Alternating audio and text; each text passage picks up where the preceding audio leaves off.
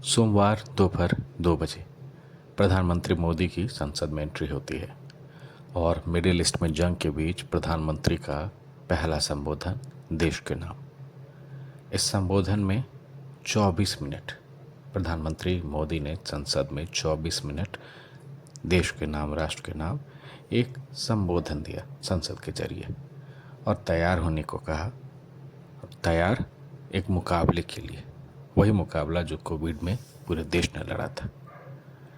उम्मीद जताई जा रही थी और ये आशंका भी थी कि प्रधानमंत्री मोदी के इस स्पीच के दौरान विपक्ष एकदम रूप से हावी रहेगा प्रधानमंत्री मोदी पर। लेकिन कमान संभाल रही थी प्रियंका गांधी। एक विपक्ष 5 साल के इतिहास के दौरान पहली बार 24 मिनट तक प्रधानमंत्री मोदी के संबोधन के दौरान मौन नजर आया। हालांकि मणिकांत टैगोर और धर्मेंद्र यादव ने जाके प्रियंका गांधी से सहमति लेने की कोशिश की कि प्रधानमंत्री मोदी के संबोधन के दौरान किस तरह की विपक्ष रणनीति अपनाए। लेकिन चूंकि प्रियंका गांधी विपक्ष की कमान संभाल रही थी, फैसला ये हुआ कि नहीं, प्रधानमंत्री के संबोधन को आराम से, तसल्ली के साथ और मौन होकर सुना जाए।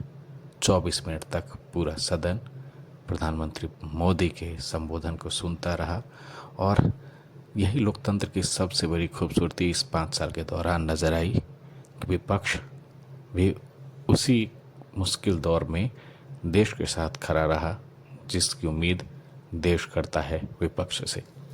यही तस्वीर देखिए, इन तमाम तस्वीरों में प्रधानमंत्री मोदी संबोधन दे रहे हैं और पूरा सदन जो है खामोश होकर उनके संबोधन को सुन रहा है, मौन होकर आराम से देश के नाम जो प्रधानमंत्री मोदी संबोधित कर रहे हैं उसे सुन रहा है। दुनिया में जो कठिन हालात बने हैं, उनका प्रभाव लंबे समय तक बने रहने की आशंका है।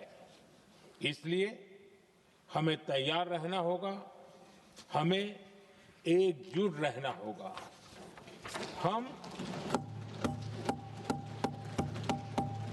हम कोरोना के समय भी एकजुटता से ऐसी चुनौतियों का सामना कर चुके हैं।